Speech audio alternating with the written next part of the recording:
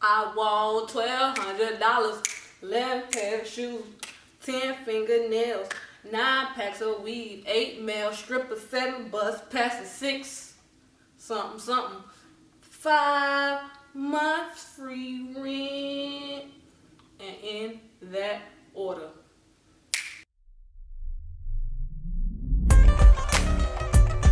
Hola, and welcome to episode 6 of TabiaTalks. Today, we have a cuss word in the title. Ooh, I'm so lame, I know. But today's episode is called, Are You a Basic Bitch? Ooh, well, I want to talk about this because of an article I read on the internet, and it was very interesting to me, and it kind of shed some light on some of the things I've done in my own life. And comes to, I think that I am a basic bitch. Not the bitch part, because I don't really believe in calling yourself a bitch or calling any one of my wonderful fellow beautiful women a bitch. I would never. But since it's like a common thing that people say, I'm just gonna do it and be a basic bitch and do it.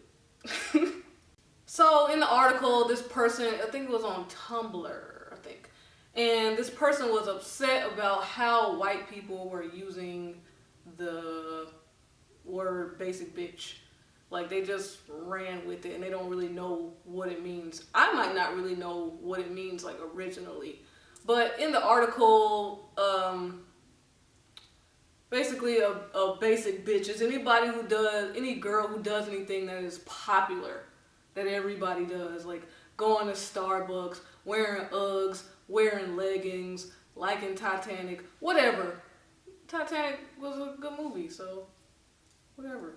Anyway, this person goes on to explain how maybe this thing is like misogynist or sexist because we don't really, like, dudes don't have to really worry about being basic. Like, they don't really care about that. You don't really hear basic boy, whatever the equivalent of bitch is, whatever. Basically, the person was upset that girls who like popular things was considered to be a negative thing, that it was to be looked down upon, to be frowned upon, whatever. And I know for me, I was like, wow, I feel like I've done that in my life. And like an example is like in college, or even now, even more recently, like people who just do the basic things, just the regular things. Me and my friends would call them regloads. That was our little term. Regloads. Spell it yourself, because I don't know how. I think I do. Whatever. Anyway, people who just are regular and they don't think outside the box and they just do the basic thing. They go to the club on a Tuesday and it's not going up. And just basic stuff. But for me and my friends, it wasn't really limited to girls. It was more just people. Like, dudes could be regulars, girls, grandmas. You got like a regular grandma. You got like a regular dog. It was like more diverse. But this article was specifically talking about girls and how she basic, like she got like a bejeweled phone and all this stuff. And I was like, yeah, we do give girls like a hard time for doing popular things, whereas like a guy, like a regular thing like basketball shorts with socks and flip-flops, that might be a thing in the South, I don't know, but that's like a regular thing you see on like college campuses. You don't be like, he a regular, or not, well, he a basic bitch, bitcho, that's the boy word, basic nigga. I said it. Guys don't seem to have to worry about standing out as much. I think that it's like, I think there's different sides to this story, because I agreed that we give girls a hard time in our society. But I do think it's probably like some evolutionary thing, something that we're bringing on ourselves, because a lot of the times the people who say basic bitch and all this crap, basic girl, regular, are other girls. Dudes say that, but a lot of girls say it too. But I think it's more of like a feminine instinct to want to stand out, to be different, to bring something different into the room. So I think that's why it comes down harder on us to be regular, basic, whatever you want to call it, boring, run-of-the-mill, whatever. And because that's just us. The feminine is like changeable and it is wild and it doesn't want to stay the same, whereas the masculine doesn't mind being constant, steady, and strong. Like, just think about weddings. Like, all of this work that women put into how their hair's gonna be, how their makeup gonna be, even their underwear, they get their toes done. They want to make sure nobody else in the wedding is wearing white so they could stand out. It is their day. Really messed that up. But it is their day, and you can't take it away from them. Whereas the groom, he's standing there with his best man, he can't even pick him out. You don't even know who the groom is a lot of times. He don't care about standing out that much, or male fashion isn't as flamboyant. They don't have to be so different all the time. And I do see guys, like, I think it's kind of similar to this whole thought thing. Like, they always like to group females after they notice some type of pattern of behavior. They like to group us together. Like, I did a video, after hours video about it, like thought. Like, that was everywhere. It's kind of died down a little bit, which I am happy for. But they'll group us together like, oh, if you like limeritas, you're a thought. Okay? And now the new one I heard is if you're like a CNA, which is a certified nurse's assistant, you a thought. Now my healthcare professional is a thought. We can't escape the thoughts. But I think like guys do that because of like what I said before is like the masculine or men, whatever, is more like steady. It's more like black and white in a man's world, right? And the woman, in the feminine, the woman is color. She brings color to his life. She brings change. She brings diversity and spice. And I guess, like for a man, like if you're just running the mill and you're just basic, it's kind of like, you're not really special. You're not really bringing that spice in my life. Like I already have all this consistency and regularness over here. I want something more beautiful and spicy and unpredictable and changing and violent and wild. And so that's why I think like subconsciously, I don't think nobody's thinking this consciously, but I think that's why like some dudes do that.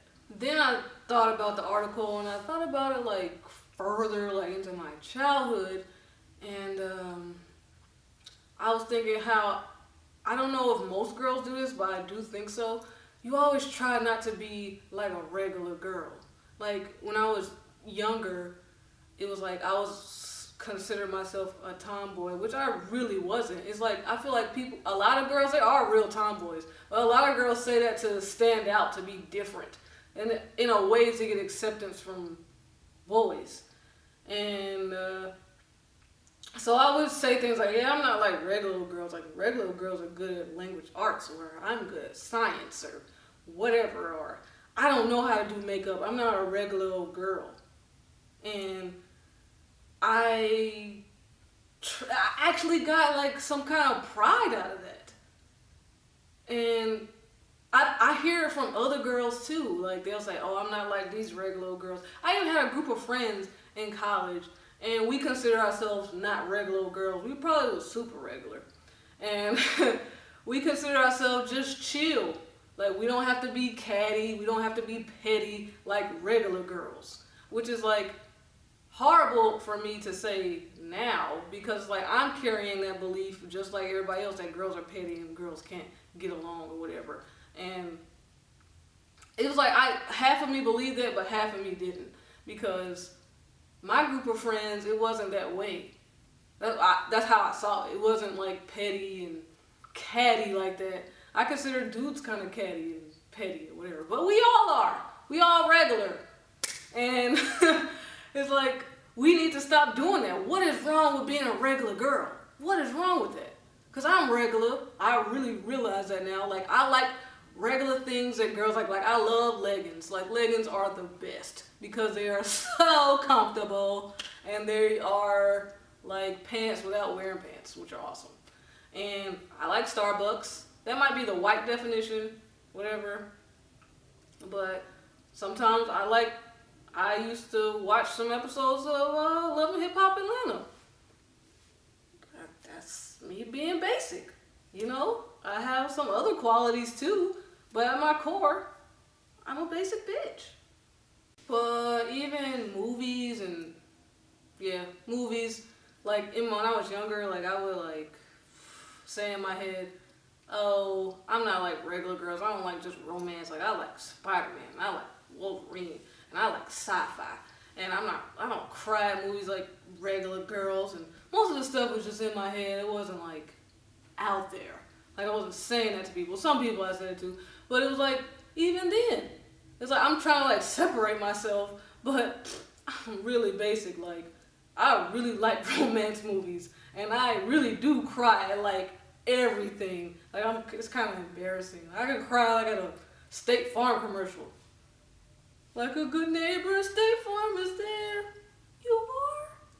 Lastly, I think that uniqueness is beautiful, and I think uniqueness is important and it's necessary, and I think we all are unique. I think we don't even really have to try, but I think we should stop judging our sameness.